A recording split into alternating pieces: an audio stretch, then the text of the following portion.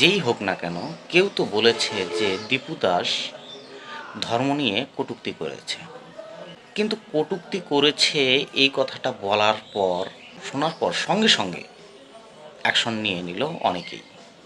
কিন্তু এখন কোনো ব্যক্তি এটি স্বীকার করছে না যে তার সামনে দীপু দাস কী বলেছে।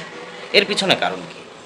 এর পিছনে কারণ একটাই, সেটি হচ্ছে ধর্মের জন্য মারবো, কিন্তু ধর্মের জন্য ত্যাগ স্বীকার করতে রাজি নয়। সকলেই ভয় পাচ্ছে যদি সে স্বীকার করেন তার সামনে কটূক্তি করেছে, তখন প্রশাসন তাকেই ধরবে যে আপনি এই উস্কানিটি দিয়েছেন, যাতে করে দীপু দাসকে গণধোলাই দেওয়া হয় বা মারধর করা হয় বা উত্তেজিত জনতা তাকে হত্যা করে ফেলে, এবং তার ঘাড়ে যে দোষটা চাপবে এই ভয়েই কেউ আর স্বীকার করছে না যে তার সামনে কটূক্তি করেছে।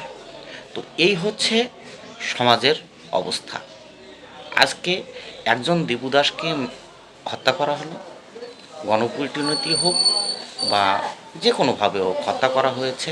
ফেঁসে গেছে কিন্তু অনেকেই। কিন্তু যারা ফেঁসেছে আদৌ কি তারা প্রথম থেকে ছিল? বলা যাবে না।